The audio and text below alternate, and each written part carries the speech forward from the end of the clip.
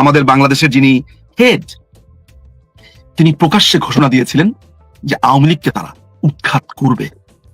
কলকাতাতে American high কমিশনের যে লোকগুলো আছে, তারা হাই কমিশনের নিয়মিত এইভাবে বলতেন কথা। আমাদের কাছে প্রমাণ আছে। আপনি জানেন যে পিটার হাস অনেকটা সিআইয়ের কাভার হিসেবে কাজ করেছে। ডোনাল্ড লু ঠিক যেই পদ্ধতিতে ইমরান খানকে ক্ষমতাচ্যুত করেছে, বাংলাদেশকে ক্ষমতাচ্যুত করতে তার অনেক দেরি হয়েছে, কিন্তু করেছে।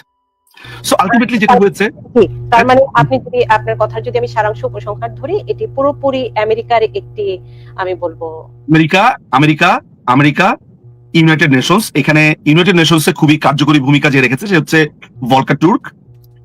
তারপরে হচ্ছে যে আপনার ব্রিটেনের যেই অ্যাম্বাসেডর আছে রবার্টসন, এরপরে সারা কুক, তারপরে এখানে টার্কি এখানে ওতপ্রোতভাবে জড়িত ছিল। চায়না দূরে দূরে থেকেছে, বাট চায়নার এখানে ইন্ধন ঠিক ওই অর্থে না। চায়নার ইন্ধনটা একটু ইন্টারেস্টিং, সেটাতে আমি পরে হয়তো আসবো।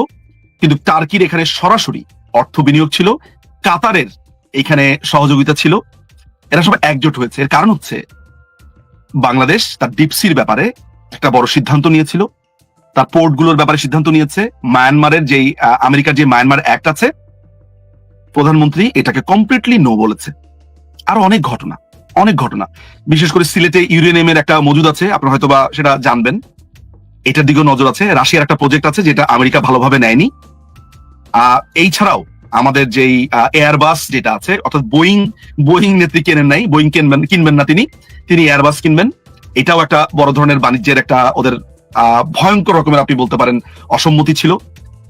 তিনি চায়নার সাথে তার বাণিজ্যকে খুব বাড়িয়েছিলেন, যেটা আমেরিকা খুবই বাঁকা চোখে দেখেছিল এবং তারা নিতে পারেনি। এবং আরেকটি গুরুত্বপূর্ণ ব্যাপার, ইন্দো প্যাসিফিকে যে কোয়াডের যে বিষয়টা ছিল,